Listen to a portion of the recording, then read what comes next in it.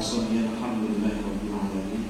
Allahumma shalli wa sallim ala sayyidina Muhammad wa ala alihi Muhammad. Wassalatu yang rohul dan dari kampung Makurat ini. Jadi saya hadir khusus untuk adik-adik semua. Siap? Takbir. Pak Fakih pernah nulis di sebuah buku yang diterbitkan oleh Erlangga. Erlangga itu penerbit Jakarta ya, buku-buku sekolah. Ada 3 buku di sana. Salah satunya di buku itu saya tulis The Power of Spirituality, kekuatan spirit tanpa batas. Itu sebenarnya Al-Quwah Ar-Ruhiyah. Ya, ada satu kekuatan yang itu tanpa batas, yaitu dorongan ketika kita sadar akan hubungan kita dengan Allah. Di buku itu saya tulis adik-adik, kunci awal untuk meraih sukses itu rumusnya adalah HIT. Apa HIT itu? Mereknya obat nyamuk, tidak. Bukan mereknya obat nyamuk HIT ya. Hanya itu adalah hancurkan penghalang. Penghalang mana yang paling bahaya? Yang tampak apa yang tidak tampak? Yang tampak apa yang tidak tampak yang paling bahaya? Yang tidak tampak. Apa penghalang yang tidak tampak itu? Saya tulis di buku itu. Ada satu penyakit yang hari ini orang tidak sadar kalau dirinya sakit. Itu penyakit mental. Penyakitnya disebut dengan depresiasi diri. Ciri orang yang kena penyakit depresiasi diri, mudah-mudahan riset ini keliru ya. Karena 8 dari 10 orang Indonesia kena penyakit ini. Penyakitnya disebut penyakit depresiasi. Ciri orang yang kena penyakit depresiasi diri itu belum mencoba sudah bilang gak bisa, sulit, gak mungkin. Yo, banyak pada yang kayak gini. Coba kamu yang jadi imam ya, kamu yang jadi apa? MC-nya, coba sudah bisa ngomong. Ada yang kayak gini, hati-hati, segera kembali ke jalan yang lurus. Maka di buku itu saya tulis, hati-hati dengan penyakit mental ini, karena ini bisikan setan. Penyakitnya disebut dengan depresiasi diri. Ciri yang pertama, orang yang kena penyakit depresiasi diri, 1, dia seringkali berpikir negatif. Pak Fakih hampir 12 tahun ya, kebetulan dokter saya kira-kira meneliti tentang kekuatan ini. Hati-hati memilih kata-kata, memilih pikiran adalah memilih masa depan. Karena Allah itu akan menuruti persangkaan siapa? Hambanya ya. Maka hati-hati. Setan itu tahu kekuatan utama manusia itu letaknya di antara 2 telinga. Dan dia seringkali mengganggu kita juga melalui 2 telinga. Apa kekuatan utama manusia yang letaknya di antara 2 telinga? Setan ganggunya melalui 2 telinga. Setan tahu kekuatan manusia itu letaknya di antara 2 telinga. Maka seringkali setan mengganggu kita juga melalui 2 telinga. Apa kekuatan utama manusia yang letaknya di antara 2 telinga? Akal. Ada yang bilang otak. Saya tanya, kambing punya otak? Sisi, kamu bingung. Kambing punya otak? Punya. Manusia punya otak? Apa yang membedakan manusia beda dengan kambing? Akal. Kambing punya otak, manusia punya otak, bandeng pun punya otak. Tapi hanya manusia yang mampu membuat otak-otak bandeng. Itu yang beda kan? Halo? Kalau saya bilang halo, jawabannya hai ya. Coba halo. Kalau saya bilang hai, jawabannya coba hai. Halo halo. Hai hai halo hai. Sudah ada konsentrasi. Ini langsung. Sampai Rasul mengingatkan itu. Apa itu kata Rasul ini? Saya terjemahkan bebas saja. Jika terngiang-ngiang di dalam pikiran kita sesuatu yang mendorong-dorong untuk melakukan keburukan dan menunda kebaikan, maka itu adalah bisikan setan. Jika terngiang-ngiang di dalam pikiran kita sesuatu yang mendorong-dorong untuk melakukan kebaikan, dan semakin menegaskan yang benar adalah benar, maka itu adalah bisikan malaikat. Setiap hari terjadi pertarungan ini apa enggak? Halo? Anda mau ngaji seringkali terjadi pertarungan apa enggak? Kira-kira yang dimenangkan yang mana? Yuk. Bisikan setan atau bisikan malaikat? Siapa yang berhak memenangkan? Diri kita sendiri. Makanya Rasul sudah kasih warningnya tadi. Maka salah kalau manusia itu hanya butuh akal saja. Akal nggak jangkau. Maka akal manusia masih membutuhkan agama. Maka dengan agama itulah akhirnya kita bisa jadi benar. Benar kan? Halo? Nah, berarti setan itu suka mengajak manusia untuk berbuat apa tadi? Apa tadi kata Rasul? Jika terngiang-ngiang di dalam pikiran kita sesuatu yang mendorong-dorong untuk melakukan keburukan dan menunda kebaikan, maka itu adalah bisikan setan. Dan ragam bahasa bisikan setan itu bahasanya persis seperti kita. Nah, di buku itu saya jelaskan, setan itu seringkali numpangi di gembok mental 5 ini. 1, berpikir negatif. Paham gak sih? Begitu terlihat yang pikiran negatif, langsung minta perlindungan sama siapa? Sama setan. Begitu mau ngaji, mau ngapalkan, loh, di majelis ilmu yang semacam ini, di dalam bahasa hadis disebut dengan riyadul jannah, taman-taman surga. Malaikat itu akan menempatkan sayapnya, dan dia akan mendoakan orang-orang yang hadir di majelis ini. Loh, coba enak apa? Tapi setan juga tidak mau, betul? Diciptakan apa? Ngantuk, gitu ya. Terus ngomong sendiri. Hati-hati yang ngajak ngomong itu bisikan setan. Nanti ada temennya nulis natak disempurna, nulis layani setan. Tapi Anda tidak boleh mengatakan setan. Anda tahu tidak setan. Ada langsung kita perlindungan sama Allah. Ya. Halo. Hai. Ada. Bisa saya gak lama nih tentang mindset berpikir. Sehingga saya bagi mengatakan ini. Hati-hati memilih kata-kata, memilih pikiran adalah memilih masa depan. Karena Allah itu akan menuruti persangkaan siapa? Ya, artis-artis kita yang temanya lagunya tahun 70-an, 80-an, yang tema-tema lagunya penuh penderitaan dan melankolis, ternyata nasibnya persis dengan apa yang dia lakukan. Ya, agak kekinian Ayu Ting Ting dengan lagunya Alamat Palsu. Ya, lebih kekinian lagi. Ya, artis-artis yang lagunya Sakru, Ambyar. Maka Ambyar pula kisah cintanya Happy Asmara dan Dewi Cakna, ya kan? Maka hati-hati memilih kata-kata, memilih pikiran, memilih masa depan. Kadang tidak diomongkan, tapi kalau dibatik itu ternyata lagunya luar biasa. Ya. Saya punya mahasiswa juga, itu ngambil di Indonesia. Dia kecelakaan di kota Mojokerto ada itu. Ya. Kemudian dibawa lari ke rumah sakit di daerah Krian, Sidoarjo. Padahal kecelakaannya jauh di Mojokerto, sama polisi. Akhirnya kok dibawa lari, dimasukkan ke rumah sakit di Krian, Sidoarjo. Itu jaraknya jauh. Ketika saya dapat kabar itu, kemudian saya sambangi, saya jenguk dia. Nah, begitu saya jenguk itu, dia itu langsung mau duduk, padahal tidak bisa duduk karena kakinya ini patah. Sebenarnya dia cuma diserempet saja, tapi yang nyerempet truk. Yang nyerempet truk. Ya. Kemudian dia cerita, Yai, saya ingat materi yang jenengan pernah sampaikan. Loh, kenapa? 3 hari sebelum kecelakaan, saya itu lewat jalan di depan rumah sakit ini. Saya tidak ngomong, Yai. Saya cuma lihat bangunan ini kok indah, kok api, kok bagus kayak hotel. Dia dalam hatinya, lah yuk kok bangunan ini seperti hotel. Kalau bahasa Jawanya, dan ini aku bisa merasakan nginep rong dino telung. Seandainya aku bisa merasakan nginep 2 hari 3 malam. Ternyata kejadian betul kan? Makanya ketika dia ngomong kayak gitu saya bilang, nanti kamu di sini 2 hari 3 malam.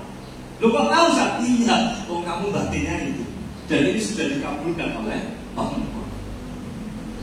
Ya, memilih kata-kata, memilih pikiran, memilih masa depan. Ini kekuatan pikiran. Maka ketika ada adik-adik kemudian sungguh-sungguh kemudian di pesantren ini mantapkan niat, azamkan niat, ya, insya Allah itu bisa. Ya gitu ya. Jadi jangan sekali-kali pikiran negatif, bisikan setan itu masuk. Sering apa enggak? Terjadi pertarungan antara bisikan setan dan bisikan malaikat. Loh, Anda ngaji di sini loh. Terjadi pertarungan apa enggak? Siang-siang gitu ya. Halo. Gimana? Dilanjut apa enggak? Pokoknya nanti saya perjalanan jam 5 sudah sampai bandara ya. Mohon maaf. Jadi senang saya ketemu. Kalau saya kemana-mana ketemu santri, ketemu mahasiswa itu senang. Kenapa senang? Saya ini sudah ubanan aja. Uban itu sudah tanda-tanda kematian. Jadi gimana? Imam Hasan Al-Basri itu ya, ketika saya baca beberapa tulisan itu, begitu dia ubanan itu dia langsung mengatakan An-Nadir. Jadi maknanya An-Nadir itu Syekh Hasan Al-Basri menjelaskan ini tanda-tanda apa? Peringatan, tanda-tanda kematian. Jadi beberapa ulama mufassir itu menjelaskan Nadir itu ya syariat Islam itu, Al-Quran itu. Tetapi Imam Hasan Al-Basri mengatakan begitu ubanan An-Nadir. Maka sejak saat itulah kemudian dia beli kain kafan dan wangi-wangian. Jadi ketika dia loyo tidak semangat, maka kain kafan dan wangi-wangian itu yang kemudian dia ambil, dia bungkuskan pada dirinya, dan wangi-wangian itu disemprotkan.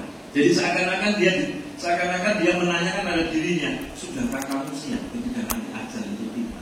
Bisa kamu berikan ketika ajal itu tiba kepada Allah. Nah, saya ini sudah ubanan apa enggak? Jadi saya sudah tanda-tanda kematian. Makanya ketika saya tanda-tanda kematian, sudah saya wakafkan diri saya itu kalau saya kemana saja. Saya diminta mana saja, kalau itu ada santri untuk kepentingan dakwah saya jalani. Kenapa? Untuk bekal hidup saya. Dan saya sudah beli kain kafan dan wangi-wangian. Sampai saya ditanya oleh istri saya. Bi, kenapa kok beli kain kafan dan wangi-wangian? Saya bilang, itu persiapan. Kalau nanti ada tetangga meninggal, kita bisa bantu. Padahal sebenarnya persiapan siapa? Persiapan untuk diri saya. Maka pada saat ketika saya loyo, ketika saya tidak semangat, adik-adik, saya bangun malam itu, saya cari kain kafan itu, kemudian saya semprotkan, saya letakkan di wajah saya. Itu saya seperti menangis senangis-nangisnya. Karena saya ingin menasihati diri saya, sebagaimana Syekh Hasan Al-Basri menasihatinya dengan gara-gara apa ini? Ubahan. Oke, lanjut.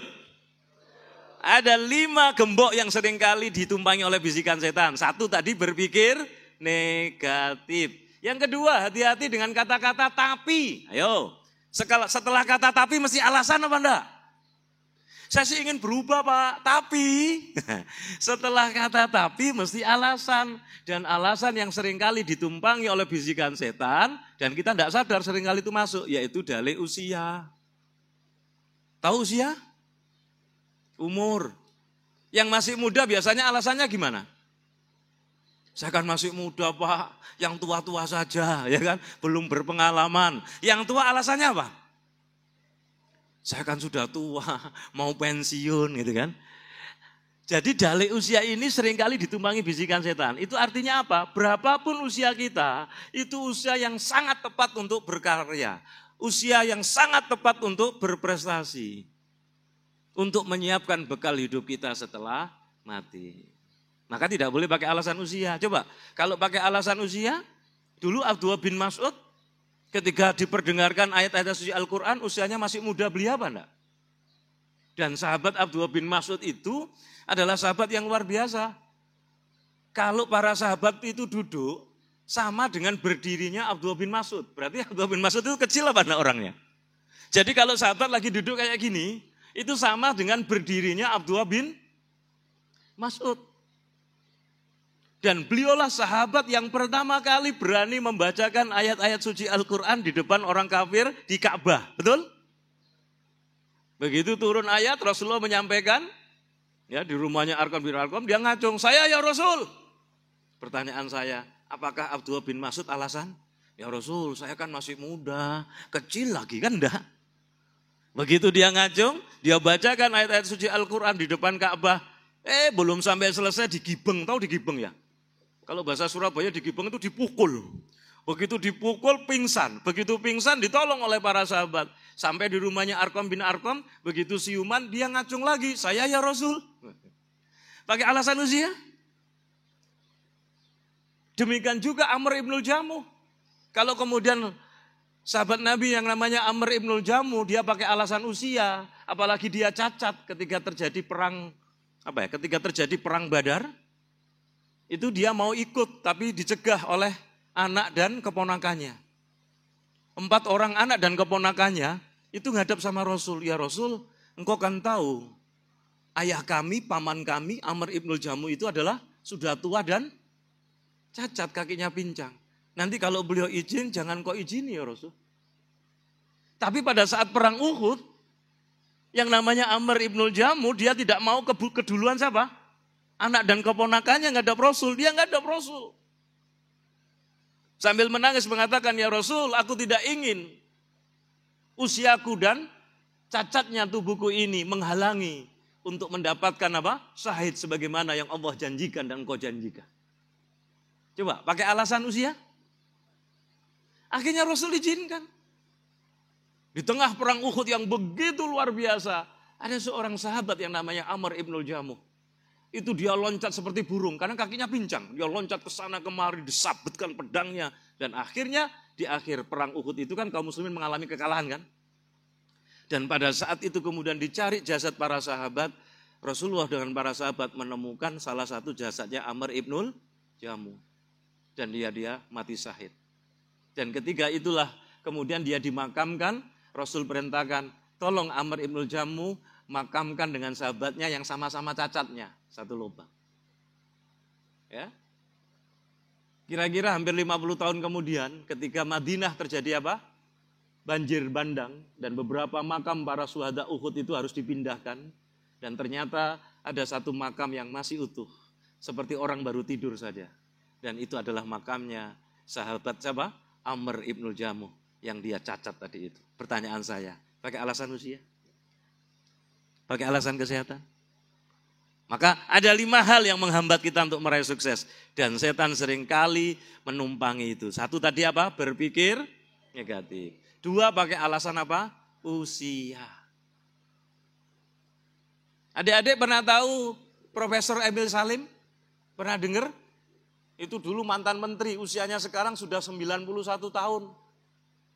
Kami para intelektual muda pernah dipanggil, termasuk Profesor Dr. Arif Satria, itu rektor IPB yang sekarang. Profesor Emil Salim itu usianya 91 tahun. Ayo, tua apa tua banget? Tapi ingatannya masih tajam. Dia masih buka laptopnya, dia sampaikan data dan fakta di dunia. Bahkan kami para intelektual itu dimarahi. Kamu harus selamatkan negaramu, bangsamu. Coba, pakai alasan usia apa enggak? Usianya 91 tahun.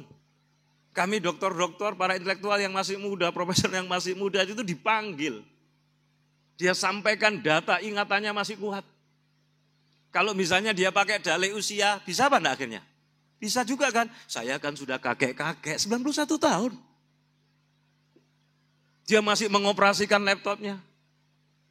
Kalau adik-adik jalan-jalan di Banjarmasin ini ada KFC apa enggak? Kalau Anda masuk KFC adik-adik, ada gambar orang tua apa enggak? Itu namanya Kolonel Sanders. Dia mengawali bisnisnya pada usia pensiun. Ayo, pakai alasan usia apa enggak? Dia punya hobi masak, resep masakannya ditawarkan dari satu restoran ke restoran yang lainnya. Ditolak, berapa kali ditolak? Enggak main-main, 1008 kali. Maka kalau Kolonel Sanders menyerah, maka tidak ada KFC. Siapa namamu nak? Hah? Ah, yang adalah Afif. Afif Fried Chicken. Anda bilang amin gitu. Itu doa. Pak Fakih punya teman satu kelas dulu di SMA 6 Surabaya. Jadi kalau misalnya ada kegiatan OSIS, Paskibraka, kegiatan SKI, OSIS dan sebagainya, teman yang saya ceritakan ini pasti bontot. Tahu bontot? Bawa bekal dan bekalnya itu ayam crispy. Maka setiap dia datang itu teman-teman bilang, juragan ayam, juragan ayam. Jawabannya apa dia? Amin. Ternyata hari-hari ini, kalau adik-adik ketik Laziza Fried Chicken, itu banyak ternyata itu resto punyanya dia. Jadi doa apa enggak? Jadi kalau adik-adik itu digojlok terus kemudian gojlokannya positif, enggak usah marah. Siapa tahu ada malaikat, ya kan? Wah, calon Pak Yai, calon ulama, amin gitu. Jangan malah, wah, enggak usah. Ngapain bimoli? Bibirnya monyong 5 cm. Halo? Gimana? Lanjut? Lanjut apa ngantuk ini? Ya, kapan-kapan nanti Pak Bagi kesini lagi ya. Tapi yang penting kamu perhatikan ini. Waspadalah, hancurkan 5 penghalang ini. Ini ditumpangi oleh bisikan setan. 1 tadi apa? Pakai alasan usia. 1 apa? Berpikir negatif. 2 pakai alasan usia. Jadi berapapun usia Anda, adalah usia yang sangat tepat untuk berkarya. Tidak boleh alasan, saya kan masih kecil, nanti saya ngapalin 1 juz saja. Tidak, Anda bisa lebih dari itu. Jangan seperti Pak Fakih. Pak Fakih ini bisa doktor ini, subhanallah. Ini keajaiban, karena Pak Fakih ini alumni Pondok Ramadan. Nah, kalau Anda pondok beneran ini, insya Allah jauh lebih hebat dari Pak Fakih kan gitu. Ya, loh bener Pak Fakih ini alumni Pondok Ramadan. Tahu Pondok Ramadan? Pondok Ramadan pesantren kilat itu. Ya kebetulan ibu saya bunyai dari Langitan. Dan kebetulan hari ini saya juga ngajar. Kebetulan saja nih. Saya ngajar di pondok tertua di Jawa Timur. Yaitu Pondok Lirboyo. Yang santrinya adalah 43.000. Pernah dengar Lirboyo? Nah, Anda sekarang kedatangan kiai dari Lirboyo. Allahumma sholli ala Muhammad. Ya, berapapun usianya sangat tepat untuk Anda bisa berkarya. Jadi tidak boleh alasan apa? Usia, saya kan masih kelas berapa? Kelas 7, saya kan belum kelas 12. Tidak boleh alasan itu. Sekalipun kelas 7, kalau Anda bisa lebih cepat ya, harus lakukan. Paham ya? Jadi tidak boleh pakai alasan usia. Kalau dalih usia ini dipakai adik-adik, tidak akan ada bocah Indonesia yang usianya baru 6 tahun. Saat itu usianya baru 6 tahun, namanya Gevira Nur Fatimah. Dia mencatatkan rekor muri penulis termuda di Indonesia. Pakai alasan usia? Saya kalah, Pak Fakih kalah. Pak Fakih baru nulis buku usia 30 tahunan. Dan sampai hari ini, Pak Fakih baru menulis buku sampai 35 judul buku. Salah satu buku yang terbaru itu adalah melejitkan potensi dan membangunkan raksasa dalam diri.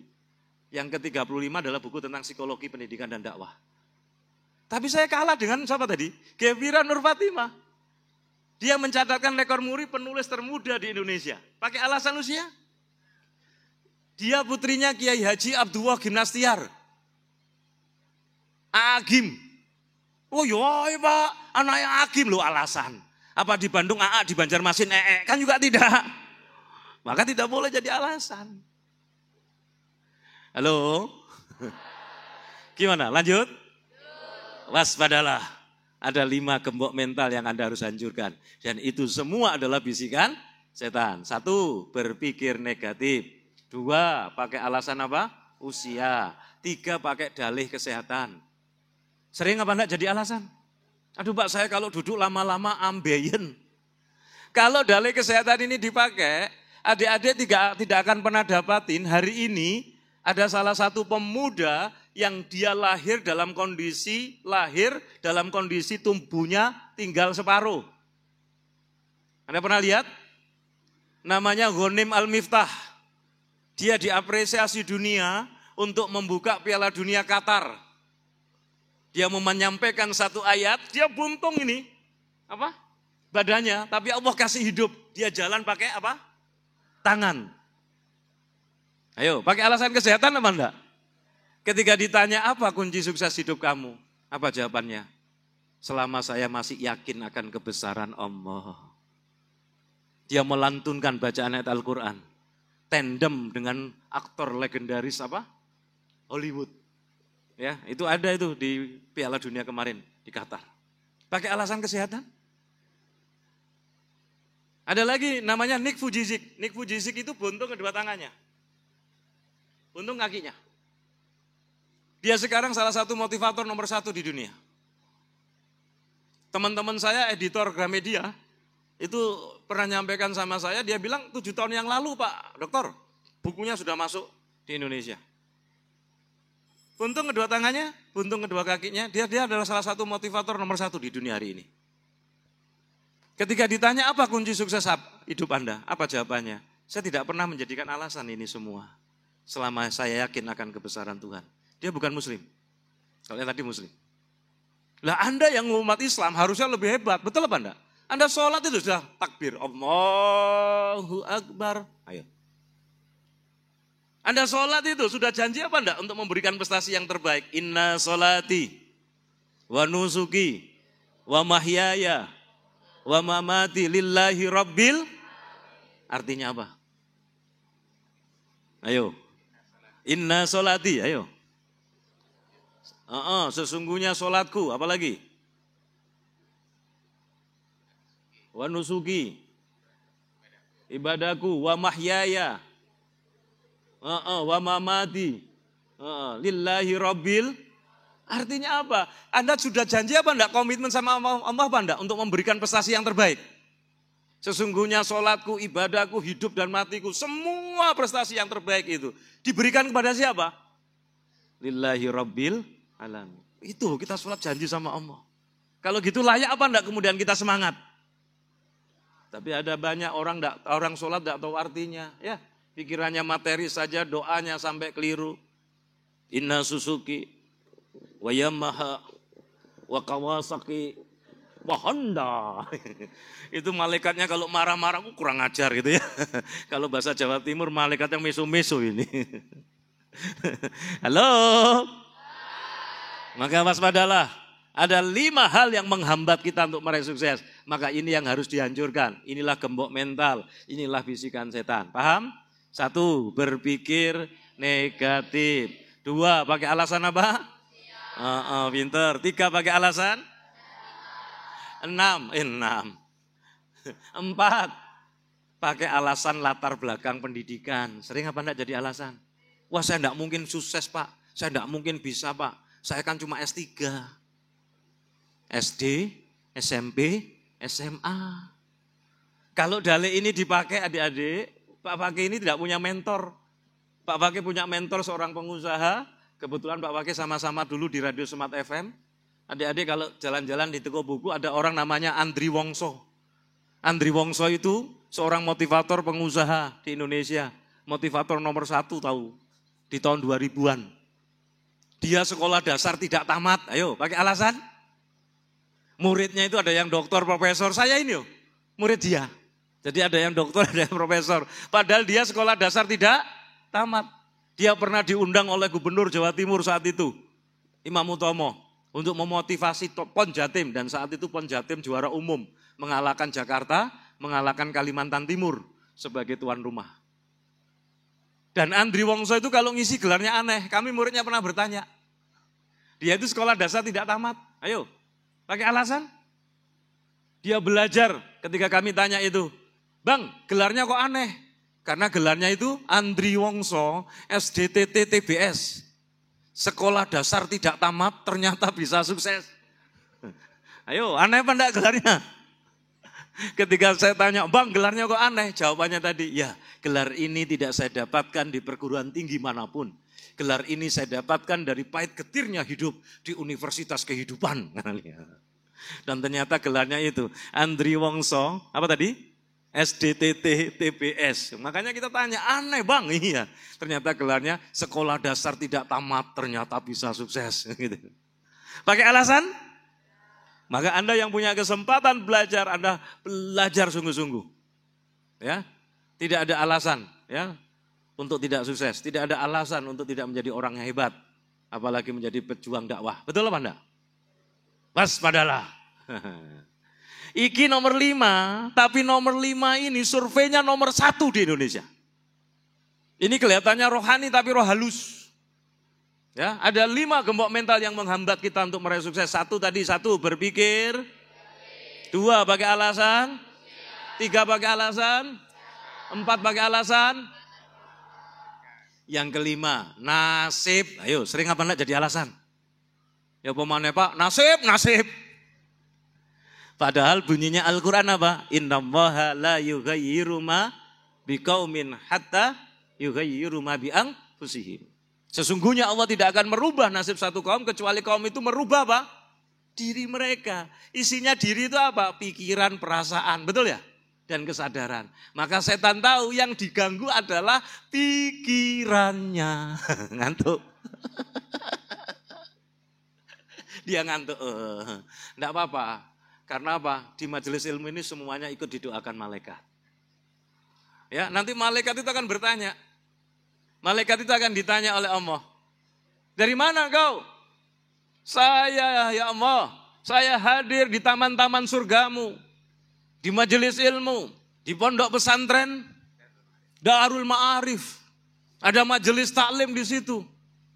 Ada taman-taman surga. Kemudian Allah bertanya, apa saja yang diminta hambaku? Disebut oleh malaikat satu persatu. Makanya berdoa. Kemudian malaikat Allah mengatakan apa? Semuanya akan aku kabulkan. Loh, enak apa enggak? Sampai didoakan malaikat. Terus ada yang protes. Malaikat protes. Ya Allah, ada yang hadir ya Allah. Dia duduk di belakang, tidur lagi ya Allah. Apakah doanya sama? Sama loh, enak kan? Ya sudah, kalian semua tidur. Saya kembali ke Surabaya. Kan doanya sama. Itu enaknya majelis ilmu. Betul ya? Muhammad sholli ala Muhammad. Gimana? Lanjut? Masih jam berapa? Oh, aja. Lanjut ya. Tak selesaikan. Hit saja ya. Tadi kan hit rumusnya. Hanya tadi apa? Hancurkan penghalang yang tidak tampak. Apa penghalang yang tidak tampak? Ada 5 gembok tadi. Itu yang harus Anda hancurkan. Itu bisikan setan. 1. Berpikir. 2. 3. 4. Oke, 5. Diling-iling, ingat-ingat. Kalau terngiang-ngiang pikiran negatif semacam itu, Anda harus langsung minta perlindungan sama Allah. Astagfirullah, setan ini. A'udzubillahi minasyaitonir. Atau segera ngambil air wudhu, sholat sunnah mutlak 2 rakaat, baca Quran. Sip. Begitu terngiang-ngiang pikiran negatif, segera padamkan dengan apa? Air wudhu. Segera ngambil air wudhu, sholat sunnah mutlak 2 rakaat, baca Quran. Ibu saya, almarhum ibu itu mengijazahkan sama saya. Le, kalau kamu ingin ilmu memanfaatkan, manfaat kata ibu saya, dawamkan wudhu. Jadi kalau saya ngajar, kalau saya kemudian nulis buku, saya dulu mikir, begitu saya belajar ngentut, disuruh wudhu sama ibu. Jadi wudhu itu tidak hanya pas apa? Belajar, mau sholat. Ibu saya mengajarkan, kalau kamu ingin ilmu memanfaat dan mudah memahami ilmu, maka dawamkan wudhu. Dawamkan sholat malam. Ternyata rahasianya di situ. Makanya ketika saya nulis buku, begitu mentok itu, saya langsung ambil air wudhu lagi. Mentok, terus mengalir lagi.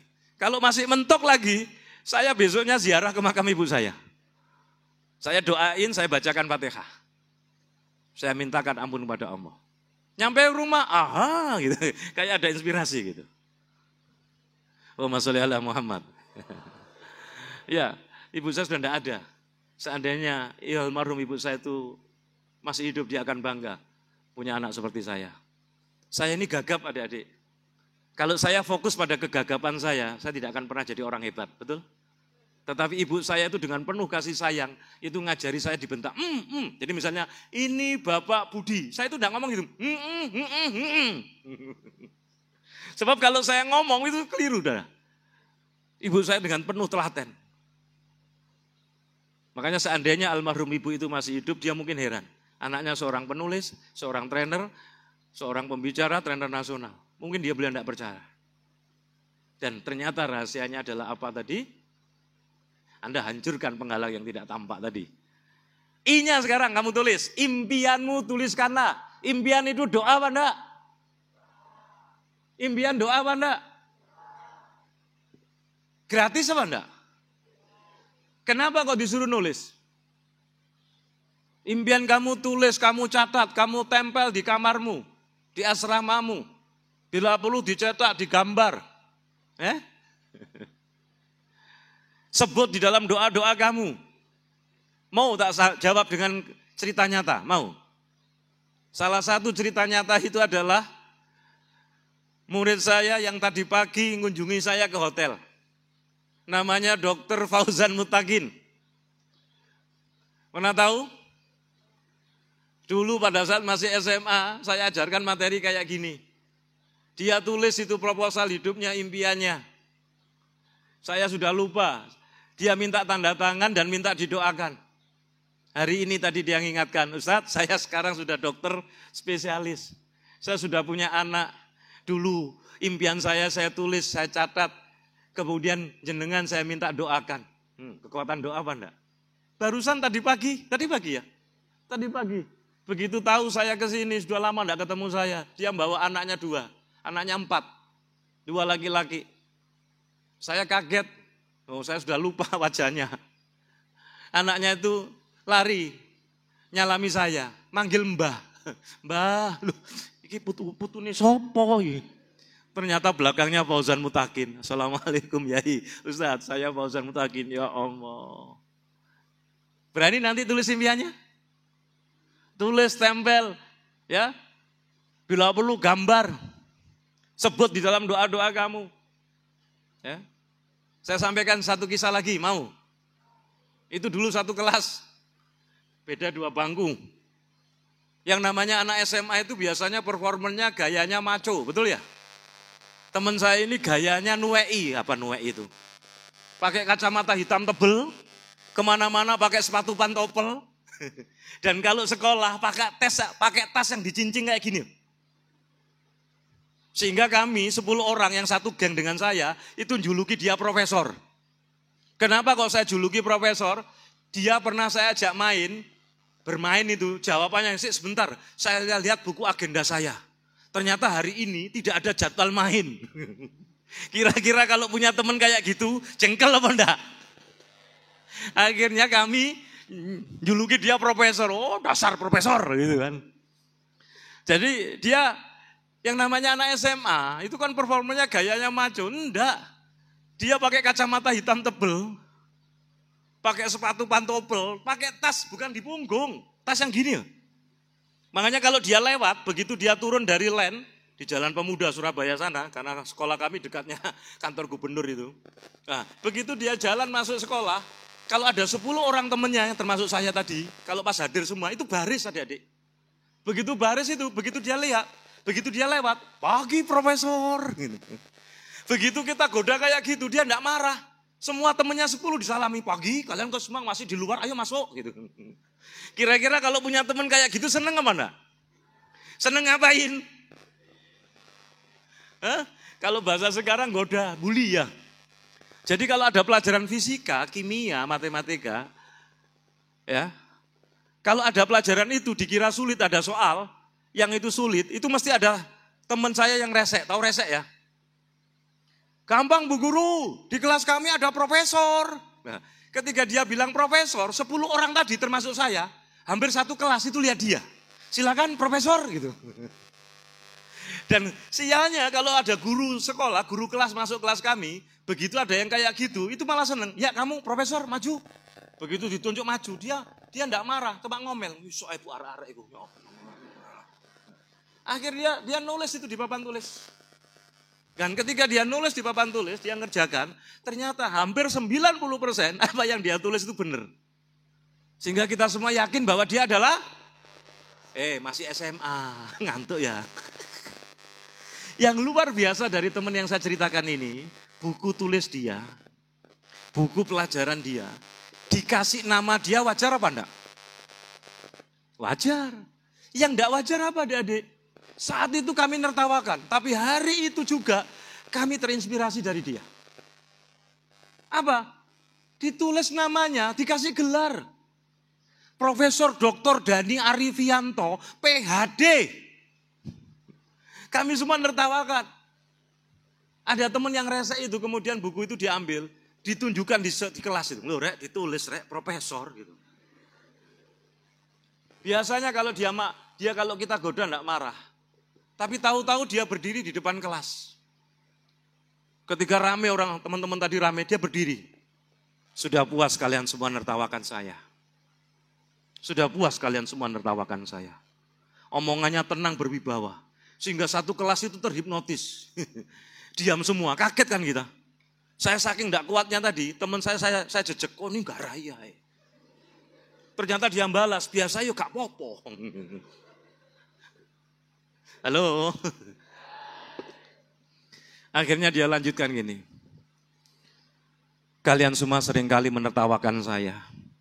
Tapi hari ini saya ingin serius ngomong dengan kalian semua. Mau weneng kabeh gitu.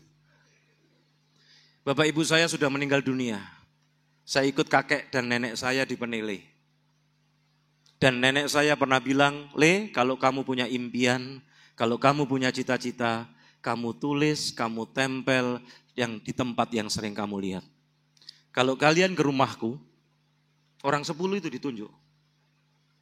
Karena yang 10 itu sering goda kan. Kalau kalian ke rumahku, kalian akan aku tunjukkan di pintu kamar tidur saya, di dinding-dinding kamar saya tulis impian saya gambar cita-cita saya. Kata nenek, Le, kalau kamu mau berangkat sekolah, kamu berangkat les, kamu berangkat ngelesi, kamu lihat, kamu baca, dan kamu sebut dalam doa-doa kamu setelah kamu doakan kedua orang tua kamu. Saya tulis di buku tulis saya tulis di buku pelajaran saya, itulah doa saya, itulah impian saya. Apakah saya salah? Apakah saya salah? Itu ceritanya. Jadi Anda enggak usah jawab, tidak. Gitu. Kan ini cerita tadi. Halo. Muhammad sholli ala Muhammad. Akhirnya adik-adik, kami semua merasa bersalah. Hampir satu sekelas tadi itu baris. Tahu baris ya? Minta maaf sama dia. Sepurone sing akeh yo, mohon maaf ya. Ngono iki ono sing resek lagi. Mohon maaf ya profesor. Disebut profesor. 9 tahun yang lalu adik-adik saya ngisi seminar di ITS. Institut Teknologi 10 November Surabaya. Salah satu kampus negeri di Surabaya. Setelah saya ngisi seminar kayak gini seperti di kampus tadi. Saya itu menuju ke parkir. Saya ketemu dengan orang yang saya ceritakan ini. Sama-sama lulus SMA, kami lama tidak ketemu. Sama-sama lulus SMA 6, dia diterima di teknik fisika ITS. Saya diterima di farmasi UNER. Jadi Pak Fakih ini S1-nya malah farmasi. Ya, kuliahnya siksak.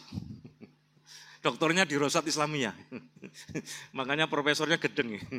Profesornya, kok iso kon ngene iki? Buktinya iso kan gitu. Ketemu saya disapa dengan gaya anak Surabaya. Kamu Syarif kan? Anak Surabaya itu kalau lama enggak ketemu meso. Ya. Enggak tahu kamu meso. Gitu kan. Ya apa kabarnya? Gitu ya.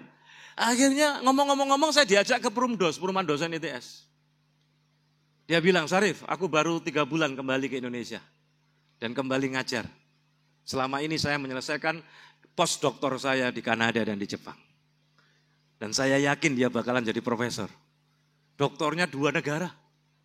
Betul 2019 kemarin dia dikukuhkan menjadi guru besar ITS. Coba kekuatan doa apa enggak? Kekuatan impian apa enggak? Berani tulis apa enggak? Impian Anda. Anda tulis dengan kriteria JOS. JOS itu jelas pencapaiannya. Anda tulis tanggal berapa, tahun berapa Anda ingin raih itu. Kenapa kok kayak gitu? Biar ada deadline. Tahu deadline? Kalau enggak ada target, kita enggak semangat, betul? Anda enggak boleh kemudian, saya mondok, berapa tahun ini terserah lah. Enggak bisa, Anda harus targetkan, harus selesai 6 tahun. Berapa juz yang harus ditargetkan. Itu namanya JOS, jelas pencapaiannya. J-nya. O, orientasi kemanfaatan. S, selalu visualisasikan. Saya ajari ya, setiap menjelang tidur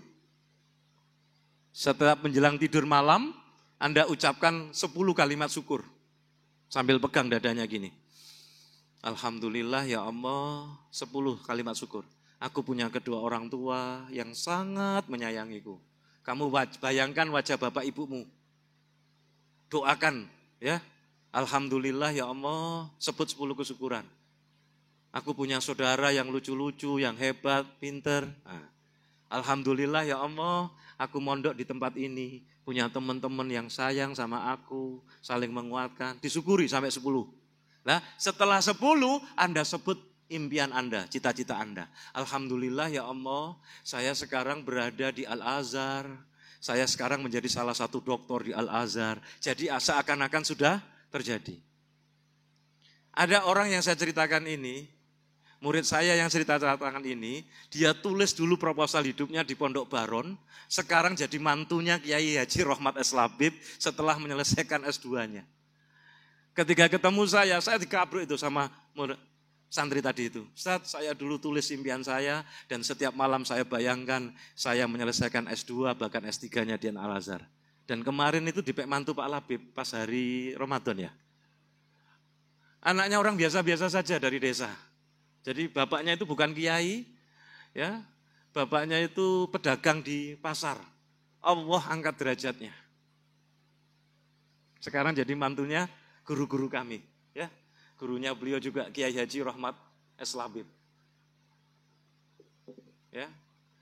Berani ucapkan syukur kayak gitu? Ya. Setiap malam 10 kesyukuran, terus bayangkan impiannya masing-masing, seakan-akan sudah terjadi. Alhamdulillah ya Allah, saya sekarang menjadi pengusaha peternak ayam, misalnya gitu. Mana? Peternak sapi. Saya memasok daging seluruh Kalimantan. Wah gitu. Dan saya bisa memberangkatkan umroh dan haji seluruh keluarga saya. Nah, itu disyukuri. Bayangkan seakan-akan Anda sudah melihat, mendengar, dan merasakan. Kalau Anda setiap malam kayak gitu, berarti impian kamu itu sudah menyatu pada dirimu. Ketika kamu dihina, dilecehkan banyak orang, gak ngefek. Betul apa Anda? Mau ngamalkan? Kalau Anda sudah bisa bayangkan itu, setelah itu Anda masukkan kalimat ini. La haula wa la quwata illa billahil aliyil azim. Karena tidak ada daya dan kekuatan kecuali siapa? Allah yang menolong kita, Allah yang membantu kita. Oke? Berani impiannya ditulis? 1, kriterianya apa tadi? Jelas pencapaiannya. Anda tulis tahun berapa, Anda orientasi kemanfaatan. S, selalu visualisasi. S yang kedua, selalu woro-worokan pada orang-orang terdekat. Semakin Anda sering sampaikan pada orang-orang terdekat, semakin banyak orang yang tahu, itu membuat Anda malu kalau Anda tidak sungguh-sungguh, betul? Itu namanya menciptakan the power of kepepet. Loh, jari ini kepingin jadi ulama, kok wayahe ngapalno turu, Anda malu. Wah iya. Selalu Anda woro-worokan pada orang lain, orang-orang terdekat. Ya, S yang terakhir, dapatkan support dari orang-orang terkasih. Siapa? Orang tua kamu. Hari ini ada PR untuk kalian semua. Anda tulis impian Anda ucapkan terima kasih pada kedua orang tua. Nanti kalau orang tua Anda ke sini, sampaikan surat itu. Siap? Anda tulis impian Anda masing-masing, ya, proposal hidup Anda ucapkan terima kasih pada kedua orang tua Anda, dan mintakan doa kepada orang tua kamu. Suratmu harus ditulis, kasihkan pada kedua orang tua kamu. Siap? PR ini. Nanti laporannya ke Abuya. Ya, nanti orang tuamu akan nangis. Kenapa? Terjadi itu orang tuanya yang anaknya sekarang lulus dari UNESA itu apa? Itu dia telepon sama saya, Ustadz saya masih ingat, saya masih simpen suratnya anakku Ustadz. Dan hari ini anakku menyelesaikan kuliahnya dan hari ini dia sudah ngajar. Mau Anda tulis surat cinta pada kedua orang tua kamu. Isinya ucapkan terima kasih pada kedua orang tua kamu. Yang kedua adalah apa? Tulis impian kamu, mintakan doa. Ma, ayah, mama, setiap sholat malam, jangan lupa doakan saya, Mak. Saya punya impian ini, punya proposal ini. Siap? Ditulis masing-masing, tidak boleh contohan. Karena kan impiannya beda.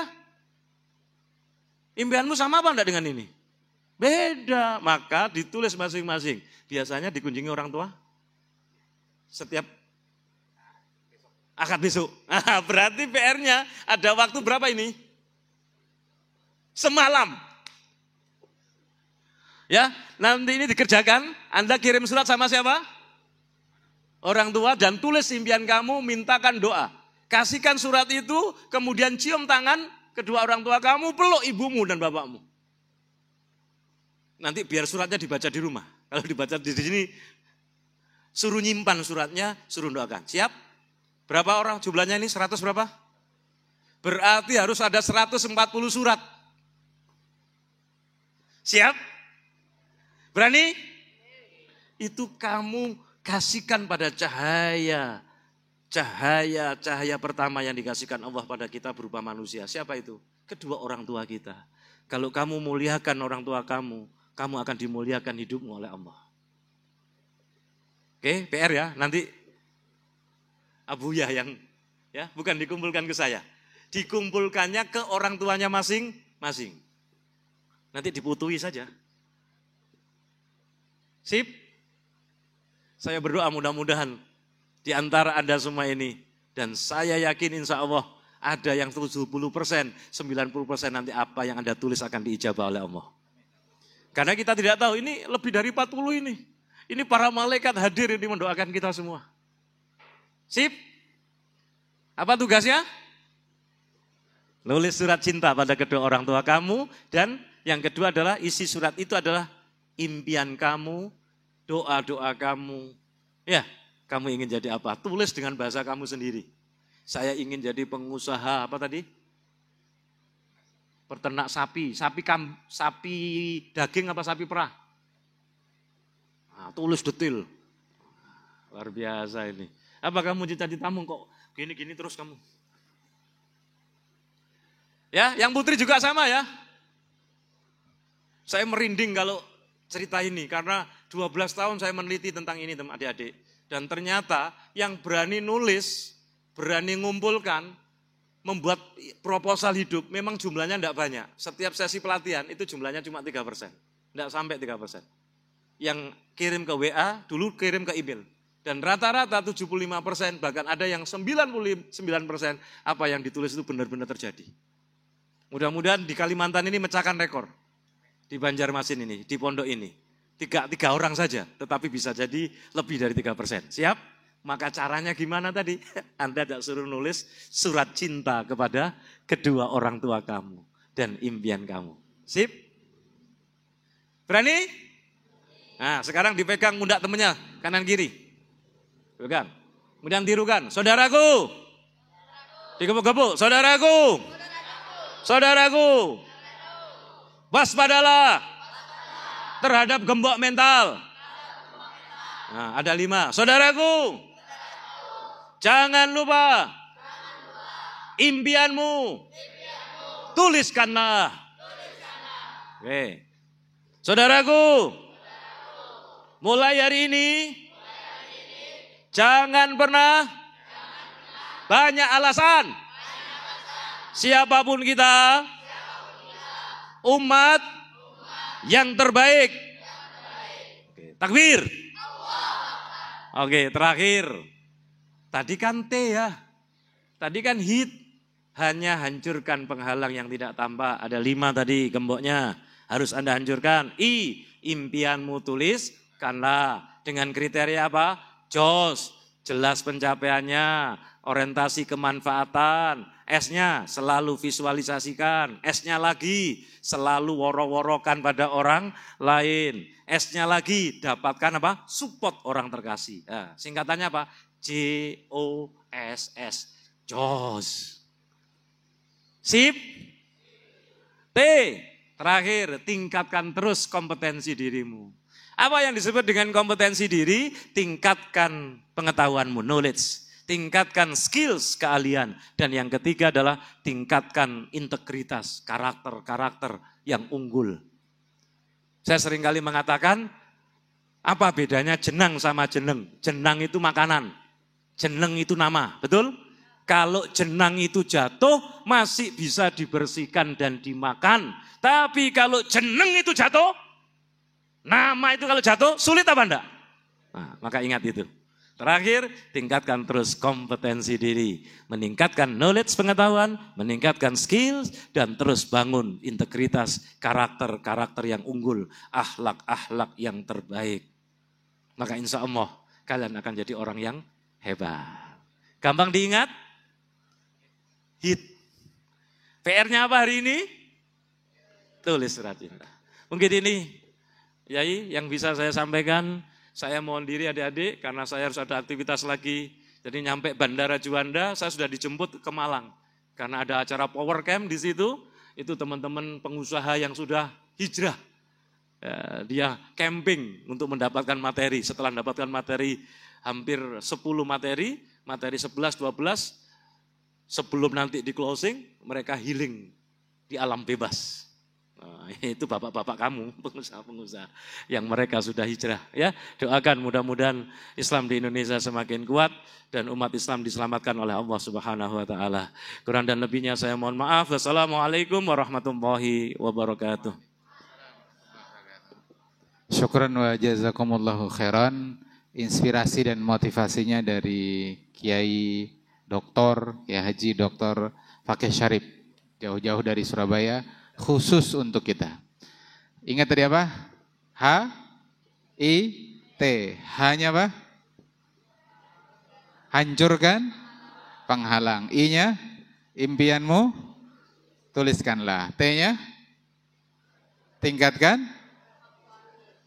kualitas diri. Baik. Terus PR-nya apa tadi?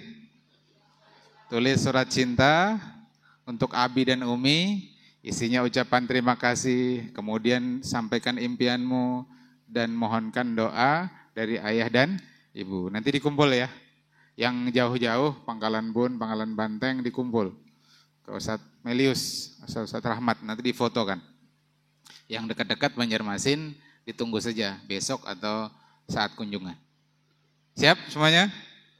Ya, kita doakan beliau semoga lancar perjalanannya, disehatkan badan, dipanjangkan umur, kemudian terus menebar manfaat dakwah di seluruh pelosok Indonesia. Ya, mudah-mudahan beliau, kita semua istiqomah.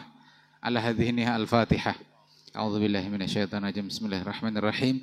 Alhamdulillahirabbil alamin arrahmanir rahim maliki yaumiddin. Iyyaka na'budu wa iyyaka nasta'in. Ihdinas siratal mustaqim. Siratal ladzina an'amta 'alaihim ghairil maghdubi 'alaihim waladdallin. Amin amin ya Allah ya rabbal alamin. Allahumma ij'al jam'ana hadza jam'an marhuma wa tafarruqana min ba'dihi tafarruqan ma'suma. Allahumma inna nas'aluka taubah wal maghfirah wa taufiq wal hidayah wal istiqamah wa husnal khatimah. Allahumma anta rabbuna farzuqnal istiqamah. Rabbana taqabbal minna innaka antas samiul alim wa tub 'alaina innaka antat tawwabur rahim. Rabbana atina fid dunya hasanatan wa fil akhirati hasanatan wa qina adzabannar. Wa sallallahu sayyidina Muhammad wa ala alihi wa sahbihi wasallam bi fadli subhana rabbikal izzati amma yasifun wa salamun alal mursalin walhamdulillahirabbil alamin. Taqabbalallahu minkum. Untuk menambah keberkahan kita tutup dengan doa kafaratul majelis. Subhanakallahumma bihamdik asyhadu an la ilaha illa anta astaghfiruka wa atubu ilaik. Hadanallahu wa iyyakum ajma'in wal afu minkum. Assalamualaikum warahmatullahi wabarakatuh.